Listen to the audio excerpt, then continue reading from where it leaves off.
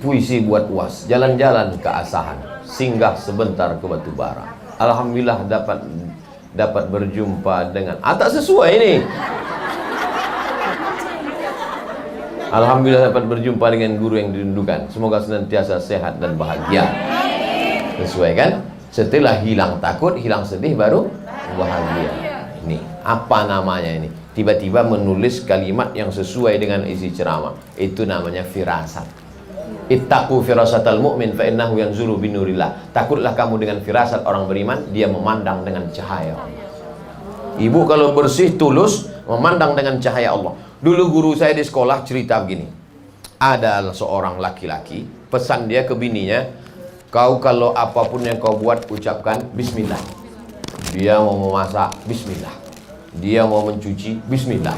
Dia mau memandikan anak, bismillah. Rupanya lakinya ini agak jahat sedikit. Cemana supaya biniku ini mati. Dia ambilnya ular berbisa, dimasukkannya dalam tempat beras. Maksudnya biar supaya pas bininya nanti memasak, dipatuk ular mati, supaya dia bisa macam tahu aja. Nah, akhirnya dimasukkannya ular berbisa ke dalam tempat beras tadi. Tiba-tiba pas malam itu dia balik ke rumah, ditengoknya masakan udah siap. Kok tak mati dia? Heran dia, kok tak mati? Ditengoknya tempat beras tadi. Mau menengok ular tadi apakah lepas? Tidak, di senternya lah. Senternya kan? Ibu mau cepat aja lakinya tadi mati. Ini menunjukkan dendam. Tenang dulu, selesai. Begitu ditengoknya tempat beras tadi, tengoknya tempat beras, rupanya ular itu sudah berubah menjadi emas. Kenapa ular itu berubah menjadi emas? Semua kita mengucapkan bismillah. Kenapa berubah menjadi emas? Keikhlasan dan ketulusan. Berubah menjadi emas. Tobat si laki-laki. Tak jadi dia mati, Bu. Saya tahu semua ibu menginginkan dia mati. Tapi ibu yang ikhlas tadi tak mau lakinya mati. Saya tahu ibu, solidaritas ibu kuat dengan dia tadi. Paham saya itu? Paham saya. Maka nanti sebelum memasak, tengok-tengok dulu tempat beras. Izin bertanya Pak Ustadz, saya pernah membaca istri yang durhaka tak dapat syafaat dari Rasulullah. Durhaka seperti apa yang dimaksud itu Pak Ustadz? Prinsipnya begini, baik sama suami, baik sama orang tua, la ta'ata li makhluqin fi ma'syiatil khaliq. Tak boleh taat kepada makhluk kalau maksiat kepada Allah. Jadi yang dimaksud durhaka pada suami, suami nyuruh sholat, dia tak mau. Suami nyuruh baca Quran, dia tak mau. Suami nyuruh berjilbab, tak mau. Kau kenapa tak berjilbab, dek? Alah abang, baru pengajian 2 kali online, mau jadi ustaz pula. Sambal abang pakai lado hijau nanti. Nah, itu bukan durhaka itu namanya suami istri duralek, lebih tinggi lagi dari tukang di atasnya. Tak ada orang di Batam ini macam itu. Habis semua udah ditelan-telan ikan laut sana. Ya pula diaminkan. Dah, insya Allah ibu semuanya solihah. Bagaimana perempuan yang tak cocok lagi dengan suaminya, lalu kemudian dia menikah tanpa surat cerai? Perempuan yang menikah lagi dengan laki-laki satu lagi tanpa surat cerai dari yang pertama, maka tak ada satupun kua yang mau menikahkannya. Karena Pak Kua pasti akan menanya judul lagunya, kau masih gadis atau sudah janda? Kalau dia gadis ada surat keterangan orang tuanya, kalau dia janda ada sertifikat cerai dari pengadilan. Kalau dia nikah siri, maka orang yang menikahkan siri itu bisa dipidanakan. Negara Kesatuan Republik Indonesia. Dia sudah tak ada kecocokan karena sudah tak serumah 3 tahun, maka namanya khulu. Pakai ain, khulu. Si perempuan ini menggugat ke pengadilan. Tapi katanya kalau perempuan menggugat bergoncang tiang aras Pak Ustadz. Kalau laki-laki itu soleh, baik, digugatnya. Kugugat dia Pak Hakim. Kenapa kau gugat? Nggak maco, kampungan. Nah, itu bergoncang tiang aras. Tapi kalau laki-laki tadi tak ngasih nafkah, mau mukul sampai biru-biru, kan banyak perempuan sekarang biru-biru matanya. Biru. Bibir pula bengkak macam Angelina Jolie. Entah ditinju kawan tuh. Nah itu, maka kalau begitu boleh dia menggugat. Nah, prinsipnya kalau tidak melawan Allah Subhanahu wa taala, la ta'ata li makhluqin fi ma'siyatil khaliq. Begitu prosesnya. Setelah keluar sertifikat baru. Kalau tidak, dia bisa digugat di pengadilan. Laki-laki itu bisa masuk penjara. Yang menikah itu bisa masuk penjara. Karena kita negara hukum. Mohon nasihatnya Pak Ustadz, dalam kondisi Covid dengan kondisi ekonomi yang tak stabil, bagaimana menyikapinya dalam rumah tangga? Karena banyak. Itulah yang udah dibahas selama 1 jam tadi. Oh lah mak payahnya. Itulah yang kita bahas dari tadi. Nanti dengar sekali lagi di radioku. Nantikan dengar selalu ceramah para ulama kita melalui radioku Batam 104,7 FM. Like and share.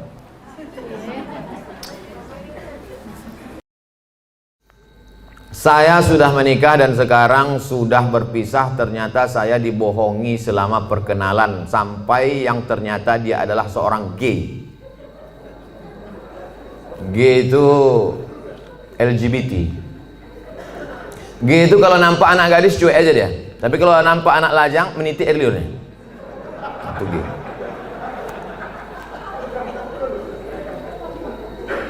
Yang paling banyak G ini di Thailand. Makanya di sana ada musabaqah G. Namanya Lady Boy. Muka lady, kaki boy. Yang paling hebat merubah buah-buah ini itu di Bangkok. Bisa dirubah orang itu, jeruk itu manis luar biasa. Bisa dirubahnya apel, bisa dirubah genetika tanaman, bisa mereka buat. Bisa itu limau jeruk manis itu tak berbiji dibuatnya. Tapi yang lebih hebat, bisa orang pun tak berbiji dibuatnya. Itulah hebat. Luar biasa mereka. Ini gini. Oke, kita lanjutkan. Hati saya hancur Pak Ustadz. Jangankan ibu, saya pun ikut merasakannya. Coba, saya ini udah sampai pada level bisa merasakan perasaan orang lain. Bagaimana perasaan seorang perempuan, dianggapnya inilah akan menjadi imam dia. Ternyata pas disuruh jadi imam, bang kau jadi imam, aku aja lah. Gimana perasaan dia? Dah. Mohon Ustadz beri doa membuat hati saya tenang dan ikhlas atas diri saya. Adakah yang terjadi di dunia ini di luar kuasa Allah? Saya tanya sekali lagi. Adakah yang terjadi di dunia ini di luar kuasa Allah? Kalau ada yang mengatakan ada yang terjadi di luar kuasa Allah, berarti Tuhan itu dua. Ada Tuhan baik, ada Tuhan buruk. Berarti dunia ini tak pernah aman, karena Tuhan baik sama Tuhan buruk ini berkelahi. Lau kana fihi ma'alihatun illallah la fasadata. Seandainya di langit dan di bumi ini ada Tuhan selain Allah, maka sudah lama dunia ini hancur. Oleh sebab itu segala sesuatu terjadi atas kehendak dan kuasa Allah. Langkah, rezeki, pertemuan, maut, kuasa Allah. Itu maka kaca spion itu kecil dibuat. Kaca depan itu besar. Supaya apa? Supaya kita lebih banyak melihat ke depan daripada melihat ke belakang. Ada mobil yang kaca spionnya sebesar kaca depan? Tak ada. Masa lalu itu tengok sekali-sekali aja. Tengok, habis. Kita lebih banyak menatap masa depan. Begitu banyak masa depan di depannya. Yang senyum tak pula bisa nampak mana yang senyum mana yang tidak. Itu sedapnya ceramah musim corona nih.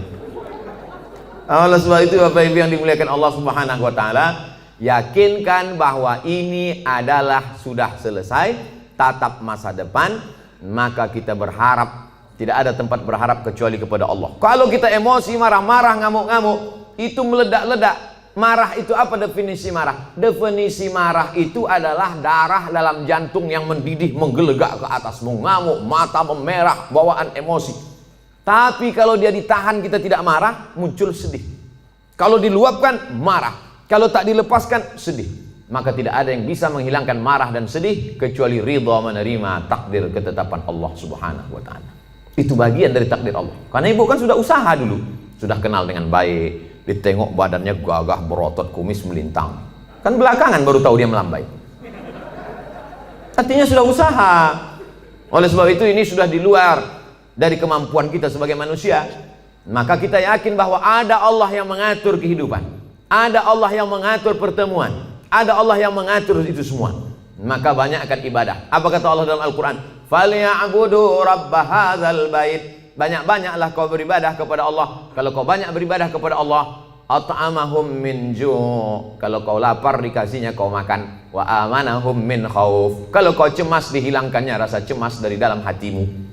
Hidup ini kalau dipikirkan cemas, berkunang-kunang kepala, sampai jam 2 malam mata tak tidur, nama penyakitnya insomnia, pergi nemui psikolog, psikiater, Pak psikolog, saya punya masalah, sudah 2 malam tak tidur-tidur. Psikolog tuh ngangguk-ngangguk aja, psikiater tuh ngangguk-ngangguk aja, diambilnya kertas resep dikasihnya. Ini makan sebelum makan, ini makan setelah makan, ini makan setengah makan, ini makan 3 kali, ini makan 2 kali. Nengok itu bertambah pula beban kepala kita. Kalau hidup ini cuma untuk tidur aja, dikasihnya pil tidur. Begitu kita makan, hilang. Begitu dosisnya habis, kumat lagi. Tidak ada cara kecuali banyak beribadah kepada Allah. Idza sa'alta fas'alillah, minta tolong kepada Allah. Tapi ke Makkah nggak bisa Pak Ustaz. Saya mau berdoa di samping Ka'bah nggak bisa Pak Ustaz. Aqrabu ma yakunul 'abdu min rabbih wa huwa sajid. Orang paling dekat dengan Allah ketika sedang bersujud. Allahu Akbar. Saat sujud itulah mengadu kepada Allah. Jangan adu ke kawan. Ngadu ke kawan habis ditumpahkan, besok jadi lawan dibukakannya di medsos, selesai tamat riwayat. Mengadu kepada Allah Subhanahu wa taala, meneteskan air mata. Tak ada tempatku mengadu kecuali Engkau ya Allah, tak ada tempatku minta kecuali Engkau ya Allah, tolong aku ya Allah, hasbunallah wa ni'mal wakil, ni'mal maula wa ni'man nasir. Sulitkah bagi Allah mengatur kehidupan kita? Innama amruhu iza arada syai'an ayakula lahu kun. Mudah bagi Allah. Lalu kenapa dibuatnya hidup kita ini sulit? Dia ingin melihat kita merintih di tengah malam bermunajat melelehkan air mata. Itu yang diinginkan Allah dari hambanya yang dia sukai. Oleh sebab itu, tanamkan dalam diri kita, aku dicintai Allah, aku disayangi Allah, aku disukai Allah. Allah menyelesaikan setiap perkaraku, Allah memperhatikan aku, Allah melihat aku, Allah mengatur kehidupanku. Tiap hari dikatakan itu. Makanya selesai sholat kita katakan, la ilaha illallah la syarikalah, lahul mulku walahul hamdu yuhyi wa yumit wa huwa ala kulli syai'in qadir. Hukuman apa sebenarnya untuk seorang homoseks di dunia dan di akhirat? Man ra'aitumuhu ya'malu 'amala qaumi Lut. Siapa yang kamu lihat melakukan perbuatan umat Nabi Lut, faqtulul fa'il wal maf'ul, maka hukumnya adalah hukum mati. Andai diterapkan hukum Islam, itu bencong-bencong itu tobat semua. Begitu dipancung kepala, hilang bencong. Hai katanya, begitu dipancung satu, hai. Tapi tak bisa itu kita laksanakan. Berapa ceramah saya yang dibully oleh bencong-bencong karena ceramah saya tegas, tapi saya tak peduli. Kalau ada yang gini-gini kan ceramah saya, itu banyak bencong. Kalau jantan tentu berani dia langsung kan. Bagaimana hukumnya orang yang telah melanggar sumpah atas nama Allah? La yu'akhidhukumullahu billaghwi fi aymanikum walakin yu'akhidhukum bima kasabat qulubukum. Fakaffaratuhu, kalau ada orang melanggar sumpah, maka cara menebusnya 3. Yang pertama, it'amu asyarati masakin, kasih makan 10 orang miskin. Au kiswatuhum, atau kasih 10 pakaian orang miskin. Au tahriru raqabah, atau membebaskan budak hamba sahaya. Kalau tak sanggup faman yajid, siapa yang tak sanggup? Fasyamu salasati ayyam, puasa 3 hari.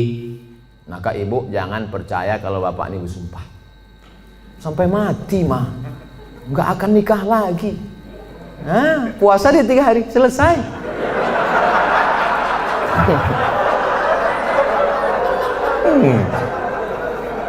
Jadi saya ketemu sama bapak-bapak, bapak-bapak, Ustadz, aku dulu Pak Ustadz sudah bersumpah aku sama biniku, aku tak akan, walaupun kau mati meninggal dunia, aku tak akan nikah lagi sampai mati. Terus ini istri bapak, iya 3 hari dia meninggal, nampakku yang lain katanya. Tapi bapak udah bersumpah puasa aku 3 hari gitu. Hati-hati, mohon maaf Pak, aku bukakan pula ceritanya. Akhirnya kartu bapak tak bisa lagi dipakai kan. Itulah baiknya saya sama ibu-ibu. Apakah ada taubat bagi orang yang telah melanggar sumpah itu Pak Ustadz? Dia sudah memain-mainkan nama Allah. Maka menebus sumpah itu hanyalah sekedar menebus perbuatannya, tapi perbuatan dia. Salah satu la yanzurullahu ilaihim. Ada 3 orang yang tidak dipandang Allah pada hari kiamat. La yukallimuhumullah, tak diajak bicara oleh Allah. Walahum azabun alim. Mereka diazab dengan azab yang amat sangat menyakitkan. Siapa itu? Orang yang bersumpah palsu, terutama dalam berdagang. Berapa ini harganya? Aku tak ada ngambil untung, ini ku jual modal aja nih. Demi Allah. Mana ada orang jual modal? Kau kalau bohong jalan 4 kali. Tak ada orang jual modal, pasti dia ngambil untung. Udahlah bohong mau melakukan barang, itu tak dipandang Allah, tak dilihat Allah pada hari kiamat.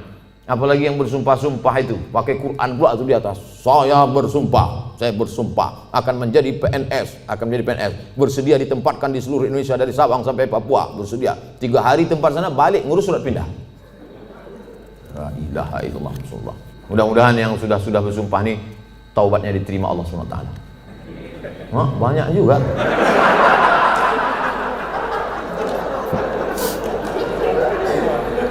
Yang udah berlalu apa boleh buat?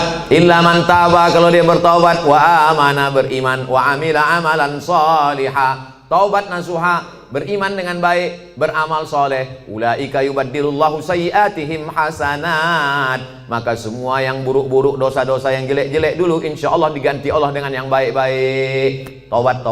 Mandi taubat, macam mandi wajib, basah semuanya. Kalau tak ada air, keran mati listrik, pergi ke Sungai Deli, terjun situ. Insya Allah kalau dapat yang dalam tuh bukan cuma dosa hilang, kau hilang sekalian. Setelah itu sembahyang sunat taubat, usolli sunnat taubat, raka'ataini lillahi ta'ala, Allahu Akbar, iftitah. Habis itu Fatihah, habis itu ayat terserah. Apa terserah ayatnya? Qul huwallahu ahad, kata malaikat. Kau sembahyang taubat pun qul huwallah juga. Panjanglah sedikit. Bagaimana keadaan orang yang melanggar sumpah jika dia meninggal sebelum taubat Pak Ustadz? Orang yang mati berdosa, dalam keadaan membawa dosa, mati dia, maka dia masuk neraka dulu singgah. Dicuci, diobok-obok dulu neraka. Panas neraka itu Pak Ustadz, diletakkan batu kerikilnya di tapak kaki, mendidih otak di kepala. Berapa derajat tuh Pak Ustadz? Udah begitu panasnya kau tanya lu gak lagi derajat? Ya belau ka'baihi, sampai ke mata kaki, yaghli bihadi mauhu. Hadis riwayat Bukhari, mendidih otak di kepala. Makanya selalu doa kita, Rabbana atina fid dunya hasanah wa fil akhirati hasanah wa qina azaban nar. Insya Allah semua yang hadir ini masuk surga, tak singgah di neraka. Bagaimana pandangan Ustadz ketika seorang pemimpin bertutur kata tak santun, tak bertata krama kepada bawahannya, padahal hakikatnya seorang pemimpin itu harusnya bisa menjadi panutan bagi orang yang dipimpinnya. Kalau kita tak suka, saya kebetulan tidak pimpinan, tapi dulu pernah juga jadi dosen. Satu semester itu kadang 10 kelas. Satu kelas itu isinya 30 orang. Jadi saya memimpin 300 orang. Jadi saya sampaikan di pertemuan pertama, adik-adik mahasiswa sekalian, saya ini orangnya tak suka marah-marah, ngamuk-ngamuk, caci maki, sumpah serapah. Saya punya aturan-aturan.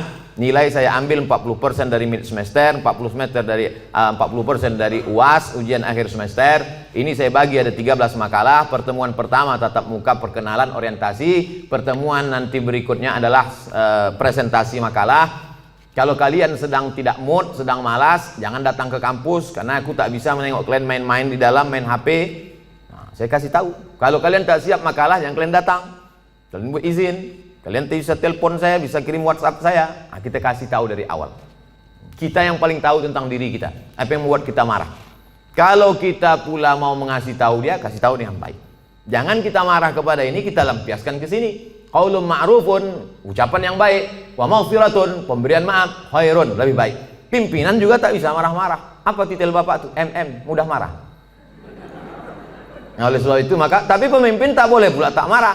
Karena kalau pemimpin tak ada marah, makanya ada punishment, ada hukuman, ada SP1, ada SP2, ada SP3. Mesti ada ketegasan, mesti ada disiplin. Saya tak suka juga setelah pengajian ini, terserah kalian lah, mau kerja tak apa. Udah aku serahkan semua pada Allah. Tak betul. Nah, jadi sebetulnya Islam itu meletakkan sesuatu pada tempatnya. Jadi jangan bayangkan Nabi itu tak pernah marah. Nabi pernah marah. Naik dia ke atas mimbar, merah wajahnya, merah matanya, marah dia. Jadi Nabi itu menempatkan sesuatu pada tempatnya. Salam dia, assalamualaikum warahmatullah. Ditengoknya banyak yang tak sholat berjamaah, marah Nabi. La uharriqanna alaihim buyutahum, ku bakar rumah mereka yang tak sholat ke masjid, kata Nabi. Marah. Mana mungkin bakar gitu ucapannya tak marah. Siapa yang tak ke masjid ku bakar. Marah. Cuman marah pada tempatnya. Ini banyak orang sekarang kan tak menempatkan sesuatu pada tempatnya. Orang yang menempatkan sesuatu pada tempatnya namanya adil. Lawan dari adil zalim. Jadi kalau kita marah-marah aja sama orang, itu zalim. Bermasalah di rumah, marah ke security, itu zalim. Apa pula aku yang salah kata security? Awas kau kutuntut di akhirat nanti. Apakah benar apabila suami memakan penghasilan istri hukumnya haram? Bapak punya gaji, ibu punya gaji. Ibu punya gaji, bapak punya gaji. Sama-sama punya gaji. Bedanya apa? Dalam gaji bapak ada hak ibu, namanya nafkah. Dalam gaji ibu tak ada hak bapak. Setuju? Kuat mereka. Dalam gaji bapak sama-sama bergaji 5 juta. Bapak 5 juta, ibu 5 juta. Dalam gaji bapak itu ada hak ibu, 5 hak ibu. Pertama makan, kedua pakaian, ketiga tempat tinggal, keempat pendidikan, 5 perhatian. Hak ibu, kewajiban bapak. Tapi ibu bisa bekerja karena izin bapak. Izinnya pun bukan karena keterpaksaan. Bang, aku kerja ya, kalau tidak awas bang. Tidak bisa juga. Oleh sebab itu ibu punya gaji, ibu punya warisan, ibu punya pendapatan, ibu punya kos-kosan, ibu punya mobil, ibu punya sodako, ibu punya kocan, ibu punya angkot, ibu punya motor. Itu milik ibu. Kalau ibu meninggal 50% untuk bapak. Kalau ada anak 25%. Artinya ibu punya harta. Lalu kemudian ketika ibu mau bersedekah, ibu tidak minta izin ke bapak. Sebetulnya ibu tak perlu minta izin karena itu punya ibu. Tapi ibu sebagai orang yang beretika, bermoral, berakhlakul karimah, ibu ngomong, kulo nuwun kata orang Jawa. Bang, aku mau menyantuni anak yatim di sana. Jadi duit gajiku ini ku pakai. Bapak tinggal ngangguk aja. Gitu. Dan ibu tak boleh bertentang tenteng. Kau mau kemana? Aku mau menyantuni anak yatim di sana. Coba kau tanya, ini kan gaji aku. Nah, pertanyaannya, apakah haram bapak memakan hasil gaji ibu itu? Harta bapak berpindah kepada saya sebab apa? Jual beli. Sebab apa? Pinjam meminjam. Sebab apa? Sodakoh. Sebab apa? Infak. Sebab apa? Wakaf. Bisa duit ibu itu berpindah ke bapak, apa sebabnya? Akadnya itu apa? Sodakoh. Sodakoh dia.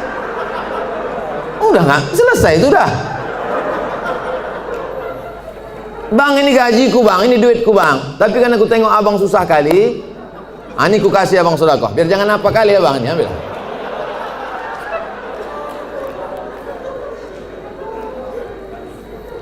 Assalamualaikum Ustaz. Semoga Ustaz sehat-sehat. Amin. Mau tanya Ustaz, apa hukumnya orang tua yang tidak mengakikahkan anaknya? Apakah masih bisa apa hukumnya orang tua tak mengakikahkan anaknya?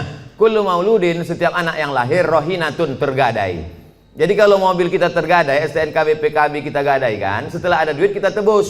Maka anak kita ini tergadai. Bagaimana cara menebusnya? Tulbahu anhu yauma sabi'ihi. Sembelihkan kambing hari ke-7. Yuhlaku, cukurkan rambutnya. Wa yusama, kasih nama. Nama yang baik-baik. Siapa nama anak kau? Alan Nuari. Kenapa itu kau kasih? Lahir di jalan bulan Januari.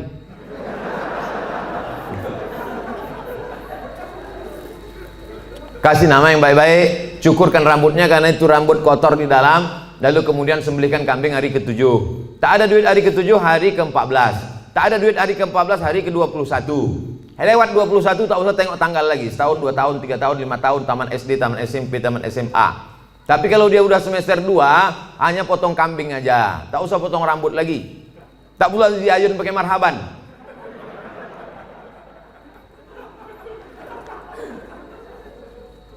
Apakah masih bisa diakikahkan setelah anak itu sudah besar Pak Ustadz? Jangankan anak itu, bapak ibu balik ke rumah nanti tanya emak sama ayah, ada tak diakikahkan? Kalau tak ada diakikahkannya, besok pagi beli kambing, boleh akikah. akikah saja. Yang pula cukur rambut, begundul semua pegawai besok. Saya tulis dalam buku saya 37 masalah populer, di situ ada pembahasan akikah setelah dewasa. Tapi yang hamil sekarang punya anak, nanti hari ke-7 potongkan. Bagus. Bolehkah zakat harta dan sedekah diberikan kepada adik kandung yang beda ibu, status adik saya?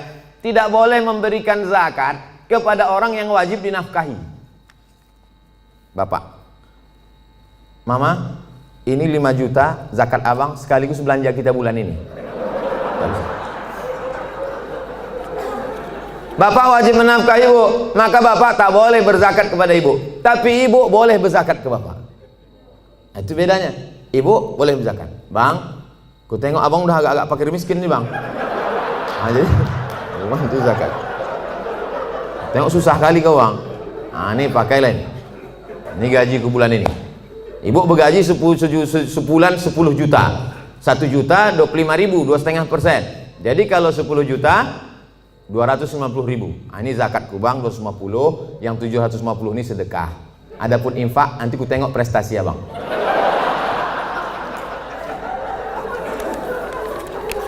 Nah, kaedahnya tak boleh berzakat pada orang yang wajib kita nafkahi. Tak boleh berzakat kepada anak, karena anak itu wajib kita nafkahi. Nah, sekarang adik, apakah adik itu wajib kita nafkahi? Tidak. Yang wajib dinafkahi itu siapa? Istri, anak, cucu, mertua, orang tua, yang hubungan langsung. Itu yang wajib kita nafkahi. Orang yang tak wajib kita nafkahi boleh kita kasih zakat. Kalau kita bersedekah pada orang jauh, nilainya 1 sedekah. Tapi kalau kita bersedekah pada orang dekat, nilainya 2. 1 sedekah, 1 lagi silaturahim. Tapi banyak orang tak mau sedekah ke keluarga dekat. Kalau sedekah sama orang lain, kok kenapa tak sedekah sama saudara? Payah saudara nih Pak Ustadz, dikasih sikit-sikit kali kata dia. Bagaimana menghadapi suami yang berselingkuh?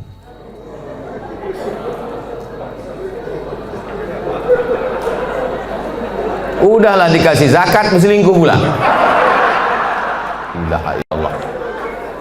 Parah kali orang Medan ya. Ibu punya wali 6 orang. Jadi bukan ibu memanggil bapak itu dengan membawa centong sini bang, bukan gitu. Ibu punya wali 6 orang. Pertama ayah, yang kedua atuk opung, yang kedua abang ayah, yang ketiga adik ayah, yang keempat abang. Yang pertama ayah, yang kedua datuk opung, yang ketiga abang, yang keempat adik laki-laki, yang kelima abang ayah, yang keenam adik ayah. 6 wali ibu itulah yang menyelesaikan ini. Maka dipanggilnya lah, setan sini kau sebentar. Orang berselingkuh itu mesti gitu manggilnya. Tak pula kita panggil kepada menantu kami silakan datang. Mana ya tengkuk dia. Kalau ada yang polisi, tentara situ, cabutkan pistol, letakkan di atas meja itu, pang, letakkan, biar tahu dia. Walaupun tak ada pelornya. Ku dengar kau udah selingkuh. Kemarin tertangkap screenshot SMS. Ini dia kan, ini foto perempuan tu kan. Kau jangan macam-macam. Kau berhenti selingkuh. Kalau kau tak berhenti, jadi kasih dia mop, di mop dia sikit. Habis itu berhenti. Iya pak, aku stop nih. Ada berhenti dia. Tinggal lagi ibu. Mau ibu menerima barang second nih? Kalau ibu, kata ibu, Pak Ustadz, aku ikhlas menerima dia Pak Ustadz. Tak bisa aku berpindah ke lain hati Pak Ustadz. Terimalah dia. Tapi jangan sampai mulut ibu berkata bisa, tapi hati ibu tidak. Itu bahaya. Lain di mulut, lain di hati. Ada lagunya itu. Kalau ibu berkata bisa, katakanlah bisa. Tapi kalau katakan tidak, katakan tidak. Karena banyak perempuan berkata mulutnya bisa, tapi pas begitu jalan bersama terbayang dia selingkuhan siapa sih. Itu menjadi masalah. Hidup ini singkat bu, hidup ini singkat. Jangan sampai gara-gara ini terpengaruh kepada sholat ibu, ibadah ibu, kerja ibu. Oleh sebab itu pikirkan baik-baik. Kalau bisa, bisa. Ambil waktu agak seminggu, 2 minggu, 3 kali Jumat. Aku berpikir dulu. Gimana? Selesai. Apa pendapat pandangan Ustadz terhadap pandemik COVID-19 yang sekarang terjadi dan bagaimana menyikapinya? Itulah yang kuceramahkan sejam tadi.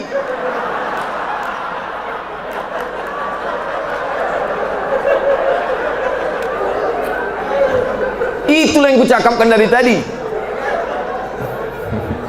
Mungkin pertanyaan ini ditulis sebelum Tadi datang diserahkan ke panitia. Jadi sebetulnya sudah terjawab. Kalau tak terjawab juga, tinggal tonton aja Ustadz Abdul Somad Official Channel. Subscribernya udah 1 juta.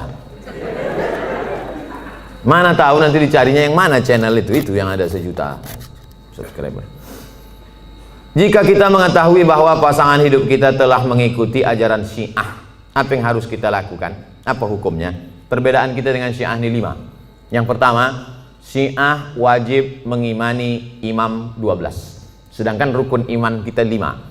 Antumina billah wa malaikatihi wa kutubihi wa rusulihi wa yaumil akhir wa biqadri khairihi wa syarrihi. Sedangkan dia ada rukun imannya lagi, beriman kepada imam yang ke 12 imam. Siapa yang tak percaya kepada imam 12 kafir. 2, mereka mencaci maki sahabat Nabi. Karena kata mereka setelah Nabi meninggal itu mestinya penggantinya Sayyidina Ali. Lalu kata mereka Abu Bakar dengan Umar itu merampas khilafah Ali. Dan sahabat yang lain diam melihat kebatilan. Maka sahabat-sahabat Nabi itu kata mereka kafir. Yang ketiga, kata mereka ada Quran yang disebut dengan Mushaf Fatimah, tebalnya 3 kali lipat daripada Quran ada kamu sekarang.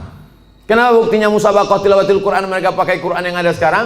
Kata mereka sebelum Imam Al-Qaim mereka menunggu imam yang ke-12. Imam yang ke-12 itu katanya bersembunyi di Sirdab, di bukit di Irak dalam terowongan.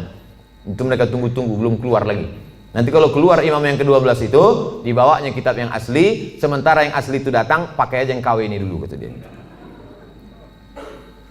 Yang keempat, mereka ada meyakini namanya taqiyah. Taqiyah itu kalau di tengah orang ahlu sunnah pura-pura dia ahlu sunnah. Kalau di sini banyak Muhammadiyah, pura-pura dia Muhammadiyah. Kalau di sini banyak Al-Wasliyah, pura-pura dia Al-Wasliyah. Kalau di sini banyak NU, pura-pura dia NU. Kalau di sini banyak ahlu sunnah dia bilang Sunni. Kau ini Syiah apa Sunni? Aku Sunni. Kalau kebetulan banyak Syiah, kau sunnah apa Syiah? Aku Syiah. Kalau kebetulan situ 50-50, kau sunnah apa Syiah? Aku Susi. Susi, sunnah Syiah. Yang kelima, mereka ini menghalalkan nikah mut'ah. Nikah mut'ah itu bagian dari akidah keyakinan. Mut'ah itu artinya enak. Mut'ah itu artinya nikmat. Nikah mut'ah itu nikah kontrak. Jadi boleh nikah kontrak. Aku nikah mut'ah sama engkau dari jam 5 pagi sampai jam 5 sore dengan mahar 50.000 tunai, sah. Dalam Islam tak boleh nikah mut'ah. Oleh sebab itu inilah perbedaan, 5 perbedaan menurut Syekh Ali Jum'ah, ulama besar. Kita berpegang teguh dengan ahlus sunnah wal jamaah. Kalau ada suami ibu atau istri bapak yang ikut golongan ini, ajak dia balik, bawa dia ke ketua MUI, bawa dia ke dokter Ardiansah Sekum MUI, supaya diceramahi dia, dibalikkan kepada ahlus sunnah wal jamaah. Karena tak mungkin bisa bersama. Antara NU Muhammadiyah masih bisa, antara Al-Wasliyah dengan Muhammadiyah masih bisa, karena masih sama ahlus sunnah wal jamaah. Apakah sah sholat jika kita tak tahu arti bacaan sholat tersebut? La sholat liman lam yaqra bi fatihatil kitab. Tak sah sholat kalau tak baca Fatihah. Apakah disyaratkan tahu artinya? Tidak. Tahu secara global saja. Allahu akbar kabira walhamdulillahi katsira subhanallahi bukratan wa asila. Tahu secara global. Apalah arti doa iftitah itu? Allah Maha besar. Selebihnya yang kau tanya aku, macam tak ada lagi pertanyaan lain. Nah, gitu cara jawabnya kalau kita tak tahu. Habis itu Fatihah. Fatihah secara umum tahulah kita. Alhamdulillah rabbil alamin arrahmanir rahim maliki yaumiddin iyyaka na'budu wa iyyaka nasta'in ihdinas siratal mustaqim siratal ladzina an'amta 'alaihim ghairil maghdubi 'alaihim waladdallin. Ayat begitu juga. Qul huwallahu ahadun illahus samad lam yalid wa lam yulad wa lam yakul lahu kufuwan ahad. Jadi andai tak tahu artinya tetap sah. Tapi kita berusaha untuk tahu. Maka belilah Quran yang ada terjemahnya. Ada terjemahnya, ada tajwidnya, ada asbabun nuzulnya, ada tafsirnya. 250.000. Jangan tawar-tawar lagi. Harga sepatu 500. Sepatu yang menjaga tapak kaki dari tai ayam 500 harganya. Quran yang menjaga diri dari api neraka. Quran waktu akad nikah dulu. Diletakkan di ruang tamu dalam peti kaca. Setiap tamu datang ke situ macam nengok kucing. Mana yang lebih diutamakan? Ibu atau istri? Ibu-ibu mesti berkata, aku milik suamiku, suamiku milik ibunya. Banyak yang mengangguk. Yang tak mengangguk ragu dia. Aku milik suamiku, suamiku ini milik emaknya. Ibu kenal bapak ini kan setelah dia kerja, setelah dia 22 tahun, setelah dia tamat, setelah dia kuliah, setelah dia punya duit. Dulu waktu tapak kakinya 2 jari, panjangnya sejengkal, kenal ibu sama dia? Mana kenal? Oleh sebab itu muliakan dia dengan memuliakan ibunya. Bapak juga begitu. Bapak muliakan ibu bapak di depan istri bapak. Kehormatan, kemuliaan. Adinda, ini emakku. Tak ada mantan emak, mantan bini ada.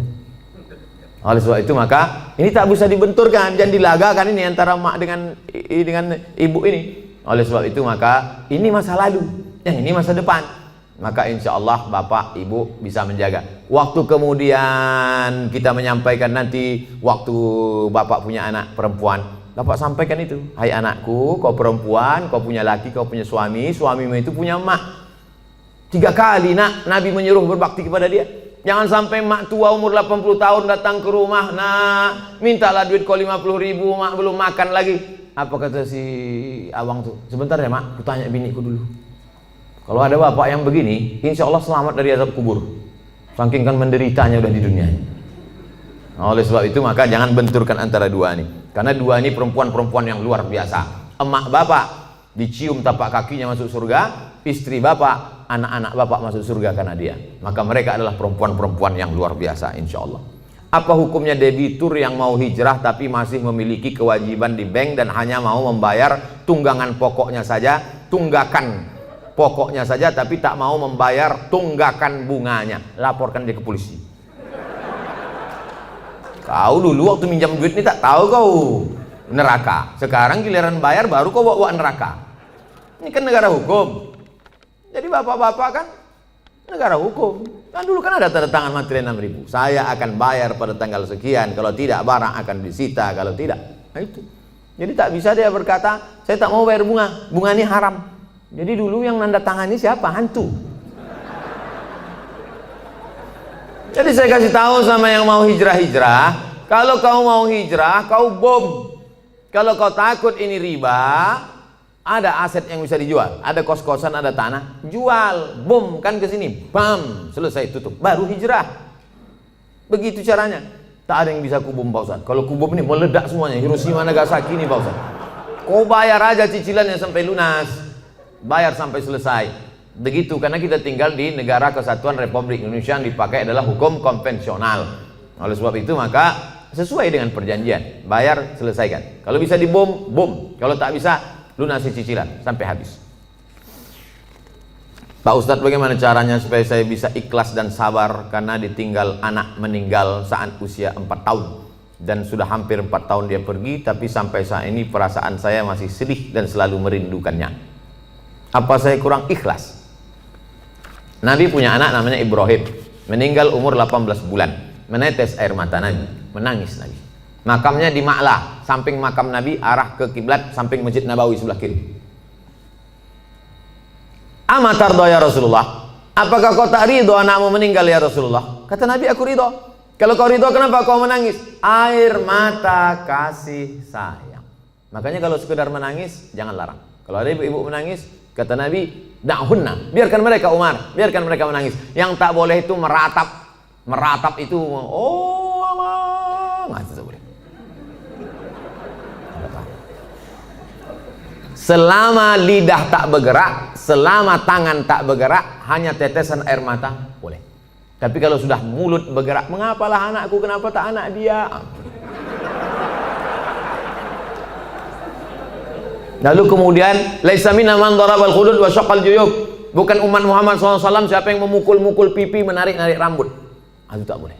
Tahan tangan, tahan lidah. Ini yang pertama. Yang kedua, tak ada yang bisa menenangkan hati ini selain zikir dan baca Quran. Asal teringat kepada anak buah hati belayan jiwa itu, buka Quran. Hatamkan Quran dari Al-Fatihah, Al-Baqarah. Buka Quran digital, baca. Asal terasa rindu, ingat bayangannya, segala macam, ingat Quran. Yang kedua, banyak sedekah. Sedekah ke masjid. Saya mengenang almarhumah emak, sudah setahun 4 bulan, orang tua sampai hari ini. Untuk menghilangkan itu tetap tak pernah lupa baca Al-Fatihah. Asal ingat untuk almarhumah Al-Fatihah. Begitu juga kirim Al-Fatihah, baca Quran. Malam Jumat surah Al-Kahfi, tiap malam baca Yasin. Untuk menghilangkan itu semua. Tak ada tempat kecuali minta kepada Allah Subhanahu wa taala. Yang ketiga, ada yang lebih sayang kepada dia daripada kita. Mana yang lebih sayang kepada anak kita itu? Kita atau Allah? Allah. Itu barang pinjaman, diambilnya. Kenapa kita marah? Inna lillahi wa inna ilaihi. Itu punya dia. Ketika diambil, kenapa kita marah? Ini mimbar ini bukan punya saya. Ini mikrofon ini bukan punya saya. Ketika diambil marah saya. Berarti saya gila. Ini bukan punya saya. Kecuali ini saya bawa dari rumah. Bukan punya kita. Maka yakinkan bahwa ada yang lebih sayang daripada aku. Yang keempat, berpisahnya hanya sekejap. Nanti ketika anak ibu ini disuruh Allah masuk ke dalam surga, apa kata anak itu? Ya Allah, aku hanya mau masuk ke surga dengan yang pernah melahirkan dan membesarkan aku. Disitulah ibu mendapatkan syafaat anak. Syafaat Nabi ada, syafaat malaikat ada, syafaat Quran ada, syafaat penghafal Quran ada, syafaat ulama ada. Ada syafaat anak kecil, ditariknya ujung kain jubah ibu masuk ke dalam surga bersama dia. Anak kecil itu di dalam surga membawa nampan-nampan tempat air minum, menuangkannya lu'lu'il maknun. Mereka itu seperti permata berkilau cahaya terbang ke sana kemari. Dia menjadi pelayan-pelayan surga karena mereka tak ada dosanya sama sekali. Yang kelima, ada yang lebih tinggi daripada amal soleh, zakat, puasa, infak, wakaf, haji mabrur dan jihad. Apa itu yang paling tinggi? Ridha. Orang yang sudah masuk surga itu ditanya Allah, kalian sudah dapat semua kenikmatan surga, apa yang belum? Ada satu ya Allah. Apa itu? Ridhakah? Kata Allah, yang dapat ridhaku cuma satu. Siapa dia? Orang yang ridha menerima ujianku. Ibu ridha menerima ujian ini, sabar ibu, maka ibu adalah orang yang masuk ke surga bersama anak itu. Mudah-mudahan kita semua sabar menerima ujian Allah Subhanahu wa taala. Amin. Ala hadhihi niyyah al-Fatihah. A'udzubillahi minasyaitonir rajim. Bismillahirrahmanirrahim. Alhamdulillahirabbil alamin. Arrahmanirrahim. Maliki yaumiddin. Iyyaka na'budu wa iyyaka nasta'in. Ihdinas siratal mustaqim, siratal ladzina an'amta 'alaihim ghairil maghdubi 'alaihim waladdallin. Amin. Bagaimana cara menghadapi lingkungan tempat tinggal yang menganut kehidupan hedonisme? Yang pertama, faqidus syai' la yu'ti. Orang yang tidak punya sesuatu, dia tidak bisa memberikan sesuatu. Kita tidak bisa berefek terhadap lingkungan kita kalau kita tidak punya sesuatu itu. Makanya mahasiswa-mahasiswi dibekali 3. Akidahnya benar, ibadahnya benar, akhlaknya benar. Sehingga ketika dia keluar dari Polnes, dia bekerja di tempat lingkungannya dimanapun dia berada di seluruh dunia ini, Indonesia, di tempat itu nanti masyarakatnya hedonis, dia tidak akan terpengaruh. Kenapa ikan itu tidak asin walaupun tinggal di laut asin? Karena dia hidup. Kalau dia mati baru jadi ikan asin. Maka dihidupkan ruhnya, dihidupkan ibadahnya. Yang kedua, nanti dia dibiasakan berkomunitas. Andai dia nanti bekerja di sebuah perusahaan, di perusahaan itu masyarakatnya hedonis, sibuk dengan dunia, dia akan membuat sebuah komunitas. Saya ceramah di perusahaan anu, saya ceramah di PT Nikel, saya ceramah di PT Batubara, saya ceramah di PT Minyak Bumi. Ada saja sekelompok komunitas yang menghidupkan masjid, menghidupkan pengajian. Mereka inilah motor penggeraknya. Mudah-mudahan alumni-alumni Polnes ini menjadi penggerak dakwah di setiap daerah, insyaallah. Lalu kemudian, la tajtami'u ummati 'ala dhalalatin. Umatku ini tidak akan pernah menyatu dalam kesesatan. Begitu kata Nabi sallallahu alaihi wasallam. Wa may yartadda minkum 'an dinihi. Siapa di antara kamu yang meninggalkan agama ini, murtad dia, fasawfa ya'tillahu biqaumin, akan diganti Allah dengan sekelompok kaum. Yuhibbuhum, Allah mencintai mereka, wa yuhibbunah, dan mereka membalas cinta Allah. Mereka memperjuangkan agama Allah. La yakhafuna fillah laumata laim. Mereka tak pernah takut kepada caci maki, bully, buzzer, haters dan lain sebagainya. Saya pernah juga dihinggapi putus asa ketika melihat orang-orang yang diharapkan memperjuangkan agama malah bertumbangan. Saya sampaikan kepada salah seorang sahabat saya, dosen, profesor, Pak Prof, rasa-rasanya kita udah layak putus asa melihat umat hari ini. Kata dia, jangan, mungkin batang kayu sudah lapuk, tapi pucuk-pucuknya yang masih hijau, kalau kita siram dia akan menjadi kayu-kayu yang baru. Dan pucuk hijau itu sekarang ada di Polnes, karena memang baju mereka hijau pucuk pisang. Inilah yang akan memperjuangkan memperbaiki hedonis, tidak menjadi asketis, tapi menjadi orang-orang yang moderat, wasatiyah insyaallah. Amin. Sebagai mahasiswa yang punya banyak sekali kegiatan kampus, bagaimana caranya tetap istiqomah kepada Allah? Ada kekeliruan cara berpikir. Dianggapnya kalau dia sibuk dengan kegiatan kampus, dia tidak beribadah. Karena yang dianggapnya ibadah itu adalah sholat duha, baca Quran, i'tikaf, ibadah. Sedangkan sibuk di kampus tidak ibadah. Padahal sejak dia dari mulai berangkat dari kampungnya sampai ke Samarinda di Polnes sampai pulang itu adalah ibadah. Man kharaja fi talabil ilmi, siapa yang keluar rumah untuk menuntut ilmu, fa huwa fi sabilillah, dia sama seperti orang berjuang fi sabilillah hatta yarji'a, sampai pulang ke rumah. Tapi jangan gara-gara ini 14 semester. Kau kenapa lama kali selesai? Jihad fisabilillah. Enggak. Tapi itu kalau belajar ke Al-Azhar, Ustaz, fisabilillah. Enggak. Semua ilmu ini datangnya dari Allah Subhanahu wa taala. Hanya saja ada yang fardu ain, ada fardu kifayah. Ilmu agama fardu ain, wajib setiap individu. Karena kalau tidak benar akidahnya, tidak benar fikihnya, tidak benar ibadahnya. Adapun ilmu ini fardu kifayah. Siapa yang memperbaiki jembatan, memperbaiki bangunan, memperbaiki yang bersifat teknik ini kalau tidak orang-orang politeknik? Kalau diserahkan itu kepada Abdul Somad, idza usidal amru ila ghairi ahlihi fantaziri sa'ah. Kalau diserahkan orang pada bukan ahlinya, tunggulah kehancuran. Tetap aktif di kampus, tapi jangan sampai melanggar aturan-aturan negara, melanggar aturan-aturan agama, maka itu bernilai jihad fisabilillah. Baca Qur'annya tetap, sholatnya jangan sampai tinggal. Bedakan antara ibadah dengan amal soleh. Sholat ibadah, baca Quran ibadah, zikir ibadah. Tapi engkau di kampus menuntut ilmu, kau bekerja nanti, maka itu adalah amal soleh. Menghadap Allah melalui dua. Faman kana yarju liqa'a rabbih, siapa yang berharap berjumpa dengan Allah, falyamal amalan salihah, hendaklah dia beramal saleh. Wala yusyrik bi ibadati rabbih ahada, jangan persekutukan Allah dalam ibadahnya. Ibadahnya benar, amal solehnya benar, maka total 24 jam tidurnya amal soleh. Bismika Allahumma ahya wa amut, sampai bangun makannya amal soleh. Allahumma barik lana fima razaqtana wa qina azabannar. Di kampusnya amal soleh. Kalau dalam WC, toilet najis, tempat setan aja bisa bernilai amal soleh. Bismika Allahumma inni a'udzubika minal khubuthi wal khaba'ith, keluar dengan kaki kanan, ghufranaka, bernilai amal saleh. Yang penting ikuti tuntunan sunnah Nabi Muhammad sallallahu alaihi wasallam. Yang terakhir, bagaimana cara mengetahui paham-paham yang tersesat dari Islam agar saya termasuk orang yang baik dan tidak tersesat? Dalam skala negara ada namanya mufti Mesir Syekh Ali Jum'ah dulu, mufti Malaysia Profesor Dr. Zulkifli dulu, sekarang sudah berganti, sekarang jadi Menteri Agama.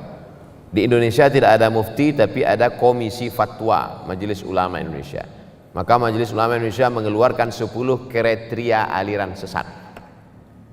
Tulis di Google 10 kriteria aliran sesat, enter, screenshot, like and share.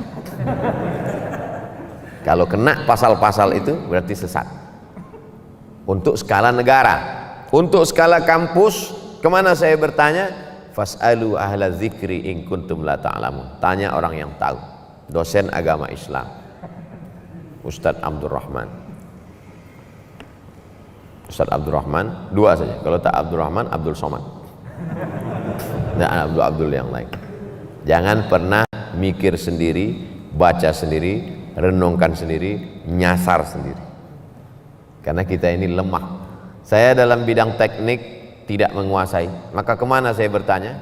Ke Polnes, orang politeknik. Mereka yang paling mengerti tentang itu. Bidang medis, kedokteran, ya tanyalah orang kedokteran. Jangan kita sendiri ambil jarum suntik, kita suntikkan.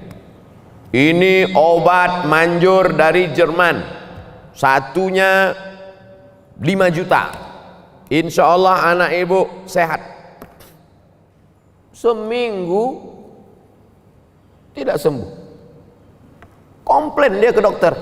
Kata dokter, ini obat impor dari Jerman harga 5 juta, kenapa anak saya nggak sembuh? Ibu buat gimana? Saya masukkan ke dalam bubur, saya suapkan ke anak saya. Salah, Bu. Saya kemarin kan saya bilang masukkan ke dubur.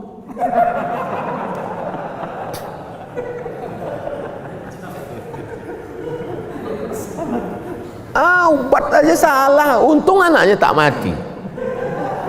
Ini true story, kisah nyata jamaah kita yang bekerja di rumah sakit menyampaikan ke pasien dia. Salah dengar pasien.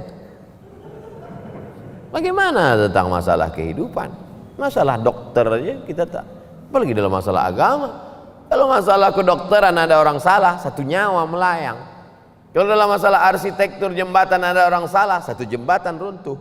Tapi kalau dalam masalah pemahaman agama orang salah, dunia akhiratnya. Ada orang membawa istrinya sedang hamil tua mau melahirkan. Dia pasti akan cari tulisan bidan berijazah. Karena dia takut anaknya meninggal. Khawatir dia. Takut dia keturunannya ini akan mati, dia tak punya pelanjut. Tapi kenapa dalam masalah agama kita malah percaya kepada dukun yang bisa melipat gandakan uang? Kalau bisa dia lipat gandakan uang, ngapain dia mesti ngambil uang kita? Ini kan tidak rasional. Oleh sebab itu kita mesti kembalikan kepada yang punya ilmunya. Siapa itu? Untuk di kampus ya dosen-dosen ilmu agama Islam. Saya kira demikian. Ala hazihin niyah al-Fatihah.